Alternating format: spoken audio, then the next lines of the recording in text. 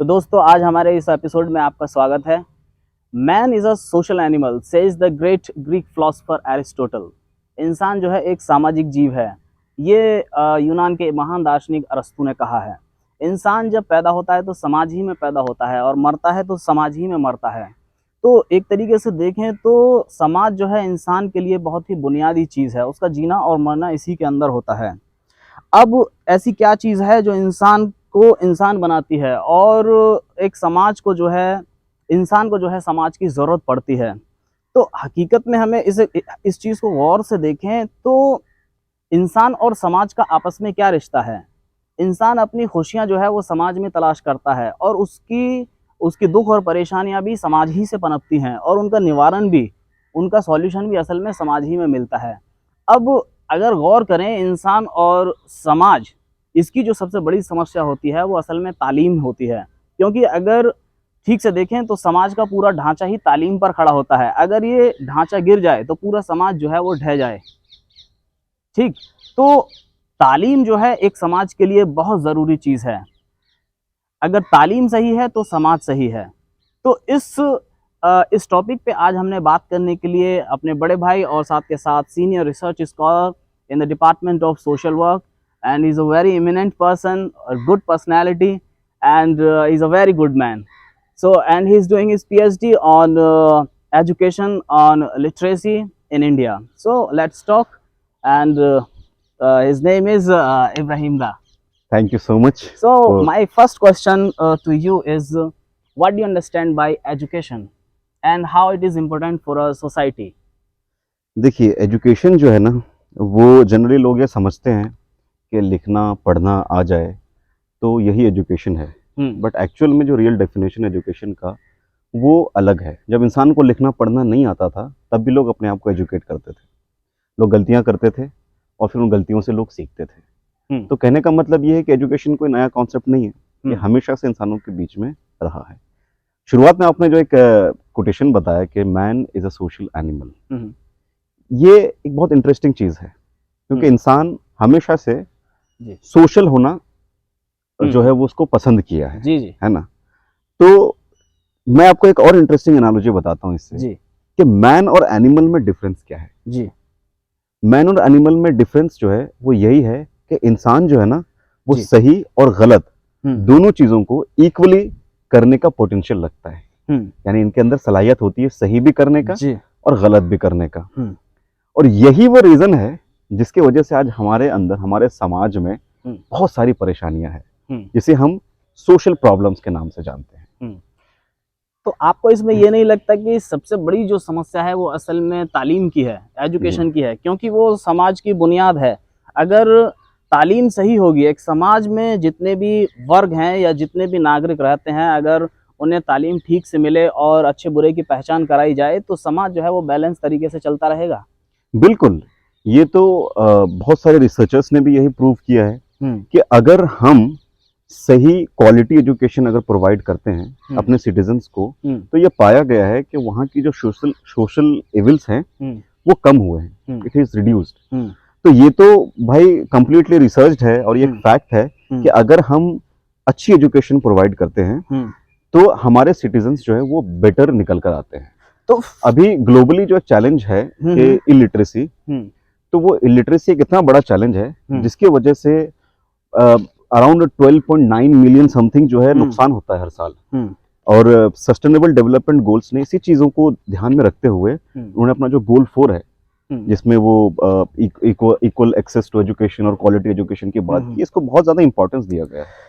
Then my question is, Ibrahim, that why is it so that a particular country is so rich in education and they provide good facilities, whereas other countries they are not? देखिए इसमें ये है कि कोई भी education foundational literacy और numeracy की अगर हम बात करें, ठीक है, फॉर एग्जांपल जो कि अभी गवर्नमेंट का एक बहुत बड़ा मिशन है जी। गवर्नमेंट ने एक फ्लैगशिप प्रोग्राम लॉन्च किया जिसका नाम है निपुण भारत। जी जी ठीक है। तो उसमें क्या है, गवर्नमेंट जो है स्पेशली फोकस कर रही है फाउंडेशनल लिटरेसी और न्यूमरेसी पे, इसको शॉर्ट में FLN भी बोला जाता है। ठीक है। इसके 5 पिलर्स होते हैं। ठीक है। नंबर 1 एजुकेशनल इंफ्रास्ट्रक्चर, ठीक है। नंबर 2 एक्सेस टू एजुकेशन, जी। ठीक है। नंबर 3 बेसिक हेल्थ यानी बच्चे का न्यूट्रिशन। जी जी। और नंबर 4 जो है वो है लर्निंग आउटकम, और नंबर 5 है गवर्नेंस। तो ये 5 पिलर पे कोई भी एजुकेशन अगर ये 5 चीजें अपनी ठीक कर ले कोई भी गवर्नमेंट, तो उसके जो बच्चे हैं वो सक्सेसफुली जो बेसिक लिटरेसी और न्यूमरेसी है उसको वो अचीव कर लेते हैं। अब हमारे यहाँ पे अब जो आपने जो सवाल किया कि आखिर क्या ऐसा रीजन, क्या प्रॉब्लम है कि हम जो आज भी कुछ कंट्रीज जो है वो बहुत अच्छी एजुकेशन प्रोवाइड करते हैं और कुछ कंट्रीज जो है वो अभी भी आफ्टर 70 इयर्स ऑफ इंडिपेंडेंस अभी भी स्ट्रगल कर रही है। उसका ये रीजन है कि ये 5 पिलर्स पे हमने कभी बहुत ज्यादा गौर से काम नहीं किया है। फॉर एग्जाम्पल अगर आप मिड डे मील को ले लें, बेसिक हेल्थ, बहुत लोग सोचते हैं कि हेल्थ का और एजुकेशन का क्या लेना देना है। हम पहले बच्चों को पढ़ाते हैं, स्कूल भेजते हैं, पढ़ाए पहले, वहां पे ये खाना क्यों बांट रहे हैं, अक्सर लोगों का सवाल होता है। तो लोग कहते हैं कि बच्चा जो स्कूल खाने के लिए जा रहा है, बट एक्चुअल में ऐसा नहीं है। गवर्नमेंट का जो इसके पीछे जो एक मोटिव है वो ये है कि बच्चे का जो हेल्थ है ना, उसका न्यूट्रिशन रिक्वायरमेंट जो है, जितना उसको प्रोटीन चाहिए, जितना उसको विटामिन चाहिए, जितना उसको न्यूट्रिशियस जो एलिमेंट्स चाहिए, वो उसको प्रोवाइड कराया जाए। ठीक है, इस वजह से गवर्नमेंट जो है वो मिड डे मील स्कीम चलाती है। दूसरी जो सबसे पहला पिलर है वो है एजुकेशनल इंफ्रास्ट्रक्चर।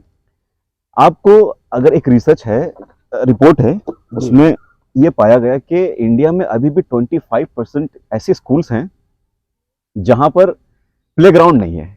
अच्छा, अब सुनने में तो ये बात बड़ी नॉर्मल सी लगती है कि कोई बात नहीं, प्लेग्राउंड नहीं है तो उससे क्या है, बच्चा स्कूल तो पढ़ने के लिए जाता है। बट यही जो सोच है हमारी ना, ये मानसिकता, ये गलत है। बच्चा जो छोटा बच्चा होता है, इनफैक्ट आप क्लास 5 तक को बच्चे को ले लें, वो स्कूल में पढ़ने नहीं जा रहा है, वो स्कूल में खेलने जाता है। खेल खेल में वो पढ़ाई करता है, क्योंकि उस उम्र में यही बेस्ट चीज होता है उसको करने के लिए। अब हम क्या करते हैं, हम उसको रट्टा लगाने की कोशिश करते हैं। हम प्लेग्राउंड पे, हम उसके गेम्स पे, हम उसके फन एक्टिविटीज पे बिल्कुल ध्यान नहीं देते। उसमें क्या होता है, वो ओवरलोड फील करता है। एग्जाम्स अलग से इंट्रोड्यूस, अब तो एनईपी ने एग्जाम्स को हटा दिया है, स्क्रैप कर दिया उन्होंने। लेकिन जब अब तक जो चलता आ रहा हमारा जो सिस्टम है, वो इस कदर डिजाइन था कि हम मार्क्स पे डिसाइड करते थे कि कितना लर्निंग आउटकम हुआ है, बट जो कि बहुत गलत है, कॉन्ट्राडिक्टरी है लर्निंग आउटकम्स के। लर्निंग आउटकम्स होना चाहिए कि वो बेसिक लाइफ स्किल्स को सॉल्व कर पा रहा है कि नहीं। जैसे अगर वो कहीं दुकान में गया 100 रुपए लेकर के, और वो मान लीजिए 23 रुपए का सामान लिया, तो दुकानदार उसको कितना रुपए दे रहा है, वो उसको टैकल कर पा रहा है कि नहीं। ये है सब्सट्रैक्शन का एक्चुअल पर्पस। लेकिन हमने क्या, हम बस रूल सिखा दिया, हमने उसको बताया नहीं इसको कहाँ यूज करना है। इनफैक्ट हम 11-12 तक कैलकुलस पढ़ाते हैं, हम अलजेब्रा पढ़ाते हैं, हम कभी ये नहीं बताते हैं कि उसको प्रैक्टिकली उसको कहाँ यूज किया जाए। समाज में ऐसा देखने को मिलता है कि कोई बच्चा जो है वो सरकारी स्कूल में पढ़ा है और 6ठी क्लास तक पहुंच गया, लेकिन अभी भी एडिशन और सब्सट्रैक्शन जो है वो नहीं कर पाता। तो असल में फिर एक समाज को ये समझना चाहिए ना कि भाई इसकी बुनियाद जो है वो क्या है, यानी कि इसकी शुरुआत कहाँ से होती है कि एक समाज जो है एक समाज अपने वर्ग को ही, यानी कि उसके जो नागरिक हैं उन्हें ठीक से शिक्षा नहीं दे पा रहा है, क्योंकि ये तो उसकी जिम्मेदारी है और उससे समाज की ही भलाई है ओवरऑल। लेकिन वो ऐसा क्यों नहीं कर पाता? देखिए थ्योरिस्ट, तो क्या ये एक सामाजिक समस्या है? देखिए थ्योरिस्ट जो ये बिलीव करते हैं कि लर्निंग जो है ना, लर्निंग इंसान को 3 जगह से मिलता है। ठीक है, एक उसको सबसे पहले जो सीखता है कुछ भी, वो अपने घर में सीखता है, अपने पेरेंट्स के साथ, अपने फैमिली में। दूसरा जो वो सीखता है वो अपने घर से बाहर समाज में, जिसका हम सोसाइटी बोलते हैं, तो वो वहां पर सीखता है, अपने गांव में है, अपने लोकेलिटी में है, वहां बाहर रहता है, जहां रहता है वहां से सीखता है। और तीसरा जो वो किसी इंस्टीट्यूशन से, अब वो इंस्टीट्यूशन चाहे वो स्कूल हो, चाहे वो मदरसा हो, चाहे वो कोई जॉब की जगह हो, जैसे भी कोई इंस्टीट्यूशन से वो सीखता है। तो लर्निंग जो है कोई एक चीज नहीं आपको दे सकता, ऐसा नहीं है कि स्कूल ही केवल लर्निंग, स्कूल में ही सिर्फ वो सीखेगा, ऐसा जरूरी नहीं है। तो इस वजह से अब प्रॉब्लम क्या हुई हम लोग के साथ कि हमारे जो हमारी जो फैमिलीज है ना, वो एक्चुअली एजुकेटेड इतने नहीं है। एग्जिस्टिंग जो पेरेंट्स हैं, ठीक है, उनका स्कूलिंग और खराब रहा है। अब वो अपने बच्चे की पेरेंटिंग कर रहे हैं। तो जो घर में जो एक लर्निंग जो इनकलकेट करना चाहिए बच्चों के अंदर, वो हमारे में वैसी मिसिंग है। दूसरी चीज आ जाते हैं हम समाज पे। चूंकि सोसाइटी में एजुकेशन की कमी है, तो जो एक दूसरे से लोग बिहेव कर रहे हैं वो भी उतना नहीं कर रहे हैं जो एक एक्सपेक्टेड बिहेवियर होता है सोसाइटी से, राइट। तो आप सोशल इविल्स आपको इंडिया में बहुत इजीली मिल जाएगा। आपको रास्ते में एक 15-16 साल का बच्चा नशे करते हुए आपको दिख जाएगा, आपको भीख मांगते हुए दिख जाएगा, आपको लड़ाई करते हुए दिख जाएगा। मतलब ये अभी आप रिसेंटली देखेंगे दिल्ली में और गुड़गांव में और नोएडा में बहुत सारे ऐसे वारदात होते हैं जहाँ पे रास्ते में चलते हुए चाकू मार दिया। जी जी। ठीक है, और वो बच्चा उस वक्त स्कूल जाना हाँ, चाहिए, लेकिन वो इस तरह के काम तो कर ये रहा सब कामों में ये मुब्तला हम्म। है। तो ये एक बहुत बड़ा फैक्टर है कि जो दूसरे, जो कि एजुकेशन जड़ उसका यही है हाँ कि अगर उसको अच्छा एजुकेशन राइट मिल गया होता तो आज वो इन सब चीजों में मुब्तला नहीं होता। हम्म। लेकिन चूंकि वो ऐसे चीजों में है तो ये फिर इनडायरेक्टली इम्पैक्ट फिर पड़ता है सोसाइटी में। सोसाइटी पर फिर जो नए बच्चे हैं वो कहीं ना कहीं, आजकल फोन हर बच्चों के हाथ में है। ठीक है, फोन में वो कहीं न्यूज देख लेता है, कुछ यूट्यूब में देखा वगैरह वगैरह, इस तरीके की चीजें वो देखता रहता है। बाकी बहुत सारे ऐसे गेम्स है जो वायलेंस पे डील करता है, वो पूरा गेमिफिकेशन ही उसका वायलेंस है। तो वो गेम्स खेलते हैं बच्चे, तो उससे भी कहीं ना कहीं उन लोगों का जो सोशलाइजेशन है वो इस तरीके से हो जाता है कि फिर उसका मन जो है वो इन ह्यूमन वैल्यूज से थोड़ा सा हट जाता है। अच्छा, एक और चीज भी है कि एक समाज जो है, जैसे हम देखें तो दुनिया में अलग अलग तरीके की सोसाइटीज हैं और वहाँ पर अलग अलग तरीके का एजुकेशन सिस्टम है। किसी एजुकेशन सिस्टम में किसी चीज को ज्यादा मान्यता दी जाती है, किसी एजुकेशन सिस्टम में किसी चीज को ज्यादा मान्यता दी जाती है। अब ठीक से देखें तो भाई कैपिटलिस्ट जो सोसाइटी है वहाँ कंज्यूमर बेस्ड जो एजुकेशन है या कहेंगे कैपिटलिस्ट बेस्ड जो एजुकेशन है, यानी कि वही चीजें सिखाई जा रही हैं बच्चों को जिससे कि आगे चल के वो पैसा कमा सकें, जॉब हासिल कर सकें। ऐसी कोई एजुकेशन नहीं है जिससे कि उनके नेचर में बदलाव आ सके, उनके बिहेवियर में बदलाव आ सके, क्योंकि वो समाज का अंग है और आखिर में ज्यादातर वक्त उन्हें समाज में ही गुजारना पड़ता है। तो क्या शिक्षा जो है वो केवल जॉब के लिए होती है? देखिए, आप जो ये कहना चाह रहे हैं कि जो एजुकेशन है वो स्किल बेस्ड होना चाहिए, राइट? कुछ कंट्रीज ये मानती हैं, है ना? स्किल बेस्ड तो होना ही चाहिए, साथ के साथ ऐसी होनी चाहिए जो कि एक इंसान की हायर फैकल्टीज को जो है वो इवॉल्व कर सके, उसमें बेहतरी ला सके, ताकि वो इंसान जो है खुद को समझ सके, ये समझ सके कि एक इंसान का समाज से क्या रिश्ता है और समाज के हर वर्ग से क्या रिश्ता है, ताकि समाज जो है वो बैलेंस तरीके से रह सके। इसे मैं कह रहा था, देखिए, स्किल बेस्ड एजुकेशन और वैल्यू बेस्ड एजुकेशन, दो चीजें हमारे पास, ठीक है? या तो आप बच्चे को ट्रेन कर दें कि कोई एक पर्टिकुलर काम कैसे किया जा सकता है और फिर वो मार्केट में जाए, वो काम करता रहे, पैसे कमाता रहे, या फिर आप उसको समाज के वैल्यूज सिखाएं, समाज के नॉर्म्स सिखाएं, जो हमारे इंडिया में है बहुत हद तक। हमारा इंडिया जो है ये कंप्लीटली स्किल बेस्ड एजुकेशन पे डील नहीं करता है, क्योंकि हमारे इंडिया में रिलीजन को एक बहुत बड़ा एक रोल माना जाता है लाइफ में। हमारे इंसान की नॉर्मल लाइफ में रिलीजन एक बहुत बड़ा रोल प्ले करता है। तो रिलीजियस वैल्यूज आपको हमारे इंडियन एजुकेशन सिस्टम में भी दिखेंगे, ठीक है? कि अगर टीचर आया तो बच्चे खड़े हो जाते हैं, बड़ों की रिस्पेक्ट करना, ठीक है? सुबह सुबह हम लोग गीत गाते हैं या फिर जो भी एनर्जेटिक ऐसा कुछ करते हैं, तो हम कहीं ना कहीं वो कुछ वैल्यूज इनकलकेट कर रहे होते हैं बच्चों के अंदर, राइट?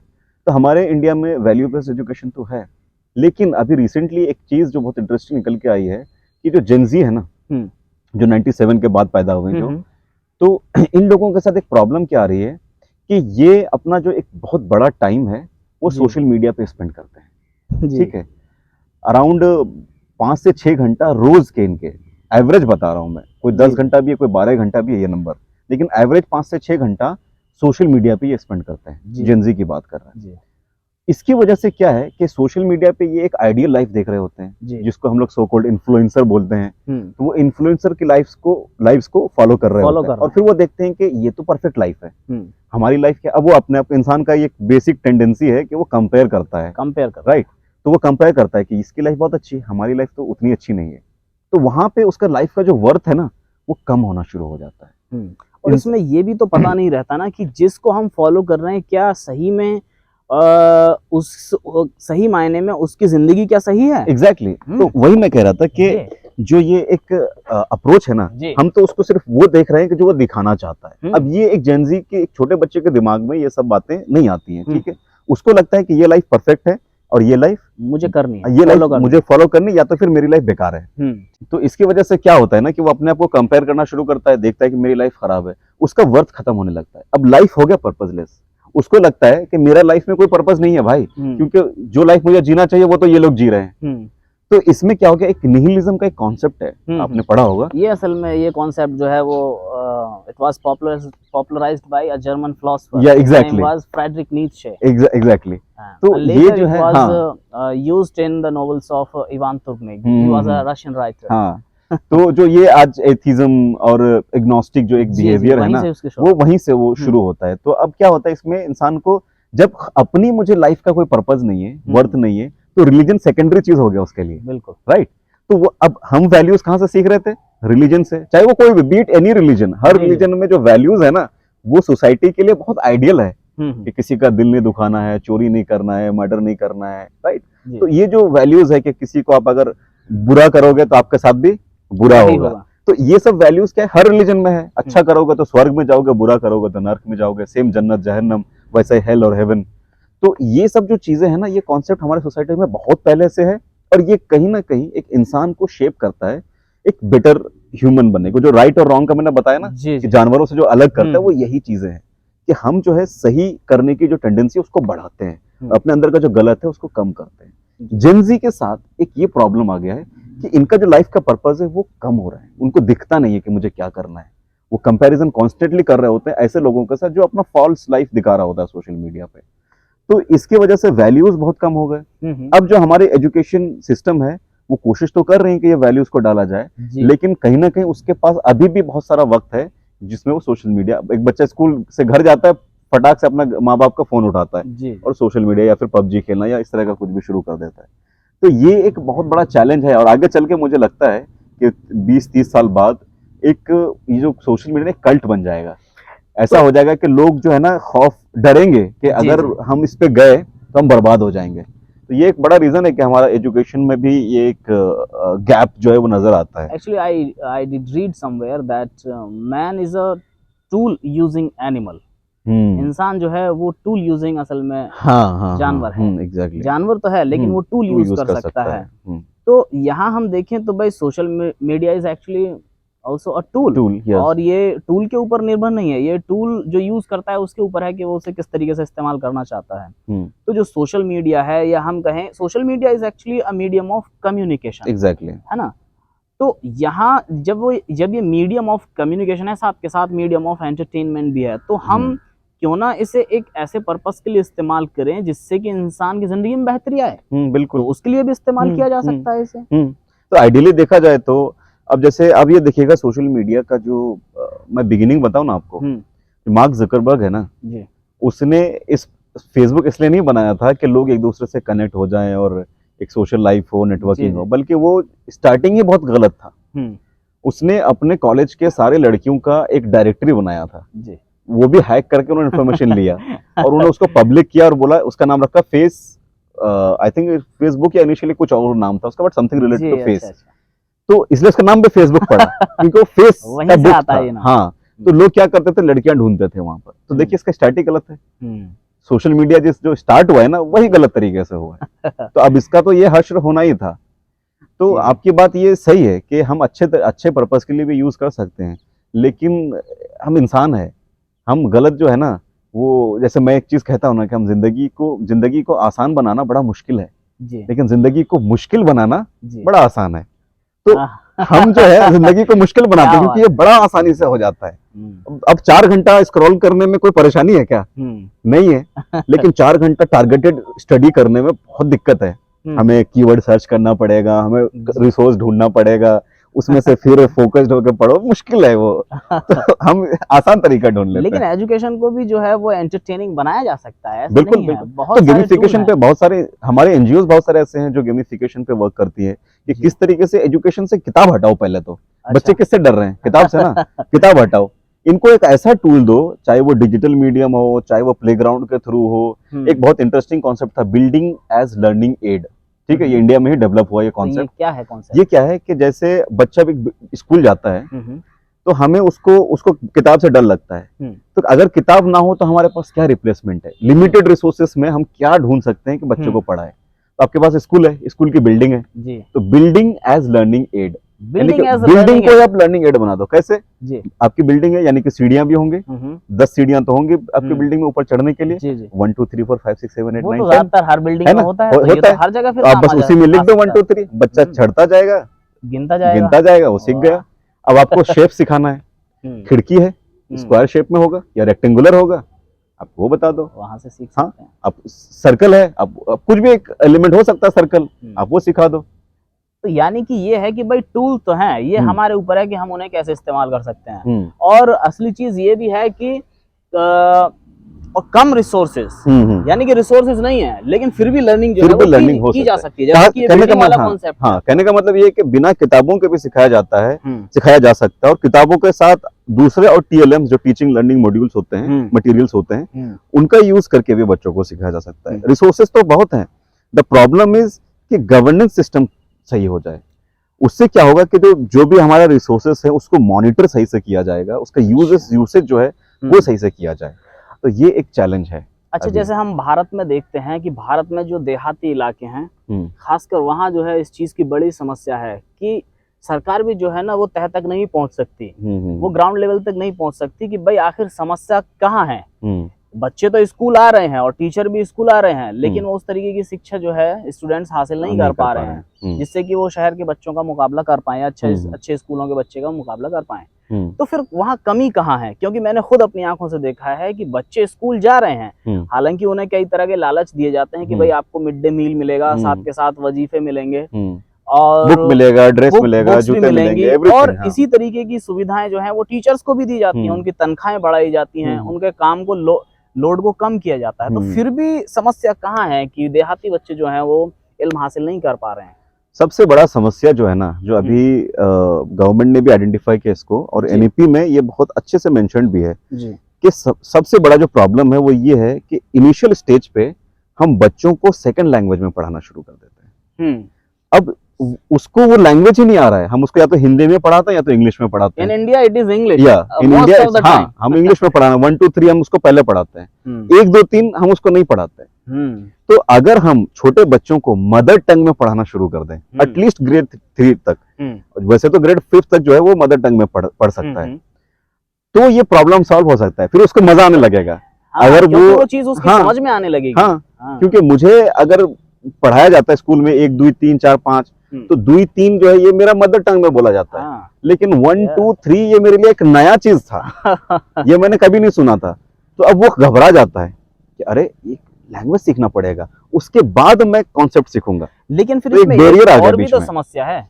समस्या ये है कि जैसे कि हम इंग्लिश लैंग्वेज टीचिंग की किताबें पढ़ते हैं तो वहाँ जो थ्योरिस्ट हैं लैंग्वेज लर्निंग के मुतालिक, तो वो ये कहते हैं कि भाई if you wish to learn many languages, then its base can be acquired in the beginning of your childhood. Yeah, exactly. तो फिर तो ये बड़ी समस्या हो जाएगी। आप कह रहे हैं कि भाई केवल मादरी जबान में ही जो है उन्हें शुरू में शिक्षा देनी चाहिए, तो अगर वो दूसरी लैंग्वेज नहीं पढ़ेगा तो आगे चल के जब वो अदर लैंग्वेजेस सीखेगा तो उसमें तो बड़ी परेशानी आएगी।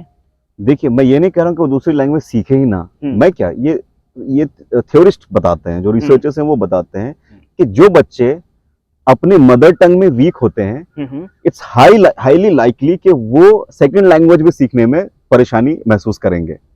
यानी कि हमें सबसे पहले उसको कोई एक लैंग्वेज तो इनहांस करें। So why not mother tongue?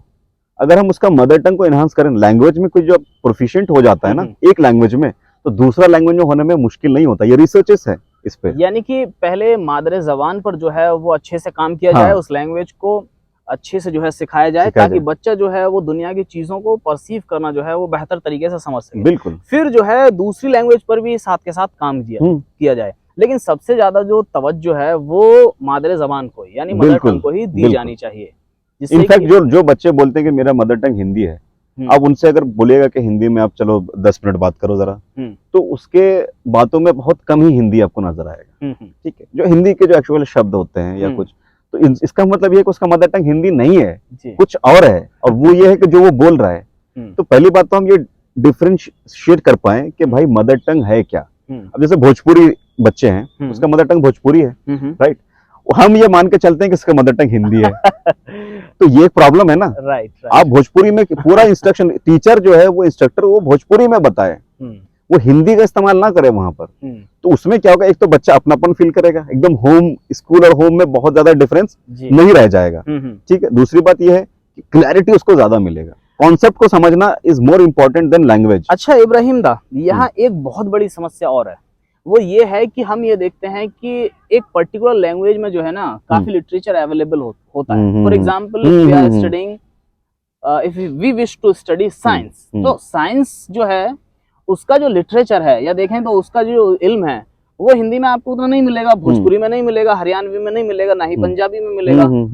तो कहीं ना कहीं उसके लिए हमें इंग्लिश सीखनी पड़ेगी। तो यहाँ फिर हम ये कहें कि भाई हम केवल अगर हम अपनी मदर टंग को ही सीखने में ज्यादा तवज्जो देते रहे तो कहीं ना कहीं हम दुनिया की जो और सब्जेक्ट्स हैं, फैकल्टीज हैं, उन्हें उस तरीके से इम्प्रूव नहीं कर पाएंगे। एग्जैक्टली देखिए सरसेद अहमद खान है, एक मैं आपको एग्जांपल बता रहा हूँ।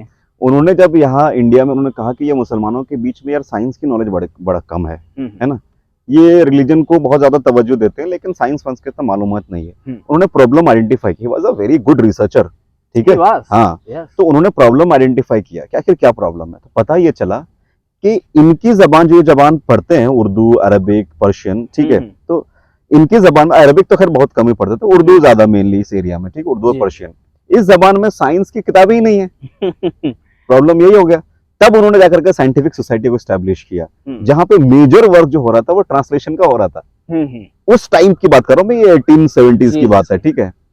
तो उन्होंने ये चीज उस टाइम पे आइडेंटिफाई कर लिया था कि जब तक हमारे मदर टंग में जो लैंग्वेज हम बोलते हैं उससे अगर रिसोर्सेस नहीं होंगे तो फिर इल्म का कोई काम नहीं है, फिर बेकार है सब। तो इंडिया में भी ये प्रॉब्लम है इस वक्त। क्या दो ही पब्लिक, एक नेशनल बुक ट्रस्ट है, एक चिल्ड्रंस बुक ट्रस्ट है, बच्चों के लिए जो बुक बनाती है। उसके अलावा कोई भी गवर्नमेंट स्कूल में तीसरा कोई बुक नहीं चल सकता। ये एक बहुत बड़ा इशू है, आपने बहुत अच्छा पॉइंट आउट किया है। जबकि प्रथम है, ठीक है, और रूम टू रीड है, ये लोग भी बहुत अच्छे अच्छे बुक्स बनाते हैं। ये एनजीओ के नाम बता रहा हूं मैं, बहुत अच्छे बुक्स बनाते हैं बच्चों के लिए, लेकिन वो बुक्स गवर्नमेंट स्कूल में नहीं चल सकते क्योंकि गवर्नमेंट जो है इस चीज के लिए अब तक ऑर्थोडॉक्स थी कि हम जो बुक बना रहे हैं वही बेस्ट है। लेकिन हर एक मदर टंग में बुक है ही नहीं ना अवेलेबल, ठीक है। अब हमारे वहाँ बंगाल में अगर जाएंगे तो बंगाल में आपको बंगाली में बुक मिलेगा, ठीक है, लेकिन बंगाल में से मैं जिस कम्युनिटी से हूँ, सुरजापुरी में आपको ना तो बुक मिलेगा ना तो इंस्ट्रक्टर मिलेगा, ठीक है। सेम विद संथाली में आपको बेसिक प्राइमरी के बुक्स नहीं मिलेंगे, ठीक है। तो इस तरीके से बहुत सारे, अब जैसे यहाँ पे ब्रज भाषा है, आपको ब्रज भाषा में मिलेगा किताब, मिलेगी किताबें? नहीं मिलेंगे। तो ये एक चैलेंज तो है और गवर्नमेंट को इसको as soon as possible tackle करना चाहिए और जितने पॉसिबल मदर टंग्स हैं एटलीस्ट प्राइमरी लेवल की किताबें तो इनको पब्लिश करना फिलहाल चाहिए। जो है सरकार इस पर काम कर रही है कि मदर टंग में जो है वो सारा जो है साहित्य उपलब्ध हो। अच्छा, मेरा बस अब आपसे आखिरी सवाल ये है कि आप एक ऐसा मतलब हमें सॉल्यूशन बताइए जिससे कि समाज की जो इल्म हासिल करने की समस्या है ना वो पूरे तरीके से खत्म हो जाए, और पूरे तरीके से ना हो पाए तो कहीं ना कहीं हम ये समाज जो है वो तवज्जो दे पाए कि हाँ भाई ये सॉल्यूशन जो है ना उन पर नजर जानी चाहिए, ये वाकई कारगर साबित हो सकते हैं एक समाज के लिए। कुछ ऐसे सॉल्यूशन आप हमें बताइए, और मेरा ख्याल है कि आपने अपनी रिसर्च में ये चीज जरूर ढूंढी होगी। जी जी जी, देखिए इंडिया में जो प्राइवेट एजुकेशन सिस्टम है ना जी, ये एक्चुअल में एक वैसे तो स्टार्ट हुआ था कि जो गवर्नमेंट की जो कमियां हैं उसको फुलफिल करने के लिए, बट अभी ये इतना ज्यादा कहते हैं कि लोग फ्लरिश कर चुका है कि अब लोग ये सोचते हैं कि हमें अपने बच्चे को अगर अच्छा एजुकेशन दिलाना है तो हम प्राइवेट इंस्टीट्यूट में ही भेजें, ठीक है, जो कि एक बहुत बड़ा चैलेंज है क्योंकि वहां पे चलता है कंपटीशन, ठीक है, एक स्कूल दूसरे स्कूल के साथ। तो उसके चक्कर में बच्चों का जो एक्चुअल लर्निंग आउटकम है उसको छोड़ के वो फिर उसी रोट लर्निंग पे फोकस करना शुरू कर देते हैं। तो मेरा ये मानना है कि अगर अच्छे लोग जो सोसाइटी में हायर क्लास के लोग हैं ये अपने बच्चों को अगर प्राइमरी स्कूल में भेजना शुरू कर देना जो आपने हिंदी मीडियम मूवी में देखा होगा उसमें क्या होता है, यही तो होता है। तो अगर वाकई में अच्छे लोग अपने बच्चों को इस जगह छोड़ो प्राइमरी में भेजते हैं और फिर आप जाकर के पता करो कि उसकी पढ़ाई कैसी हो रही है, तो आधा सॉल्यूशन तो यही निकल के आ जाएगा कि सारे गवर्नमेंट स्कूल, यानी कि ये डिफरेंस है एजुकेशन सिस्टम का एक समाज में जी, जो कि ये समाज का जो एजुकेशन सिस्टम है उसे बिगाड़ रहा है। जी जी जी, कि गरीब बच्चे यहाँ, अमीर बच्चे यहाँ, तो फिर वही चीज जो है वो फर्क ला देती है। हाँ। कुछ बच्चे सीख रहे हैं, कुछ बच्चे नहीं सीख रहे हैं, मिक्स करना और यही चीज समाज में क्योस कर देती है। क्योंकि कुछ बच्चे नहीं पढ़े लिखे और कुछ बच्चे पढ़ गए, और जो पढ़े लिखे वो ये कहने लगते हैं कि ये वर्ग जो है वो पढ़ा लिखा नहीं है, ये बच्चे जो है वो पढ़े लिखे नहीं है, इनसे बात नहीं करनी, इनसे मुलाकात नहीं करनी, इनसे नहीं मिलना, ये वर्ग जो है वो समाज के लिए खतरा है। यही चीज है। एग्जैक्टली। ओहो, तो चलिए आज आपने हमें खूब अच्छी अच्छी बातें बताई। हम अपने ऑडियंस को कहना चाहेंगे कि इन बातों को जो हमारे दरमियान हुई हैं वो थोड़े सोचें समझें, और जो भी सुझाव आप इसके मुतालिक देना चाहते हैं वो कमेंट बॉक्स में ज़रूर लिखिएगा। और हम अपने बड़े भाई इब्राहिम दा के भी बहुत शुक्रगुजार हैं कि वो हमारे साथ यहाँ आए मैं बहुत और thankful हमारी हूँ। गुफ्तगू में शामिल हुए और उन्होंने अपने रिसर्च के मुतालिक जो भी बातें कही, तो ये जो है एजुकेशन के ऊपर आपकी रिसर्च थी, तो बहुत शुक्रिया आपका आने का। थैंक तो यू सो ऑडियंस मच। का भी मैं बहुत शुक्रिया अदा करता हूँ कि आपने हमें इतनी मोहब्बत से सुना और आगे भी सुनते रहिएगा और इसी तरह की गुफ्तगू जो है हम करते रहेंगे। और शिक्षा जो है, तालीम जो है, वो बहुत ही शानदार चीज़ है। हर एक इंसान को जो है तालीम हासिल करनी चाहिए। तालीम इसलिए नहीं कि जॉब हासिल करें, हो सकता है कि जॉब भी बड़ी चीज़ है, क्योंकि पैसे से ही देखिए खाना मिलता है, कपड़े मिलते हैं, घर मिलता है, तो पैसा अच्छी चीज़ है। लेकिन सबसे बड़ी चीज़ जो एक तालीम देती है वो है एक इंसान के दिल की सफाई करना। दिल के सफाई करने का मतलब है कि वो दूसरा इंसान जो है उसका आईना बन जाए कि हाँ वो वही है। यही समाज में जो है वो एक बेहतरी ला सकता है। अलविदा।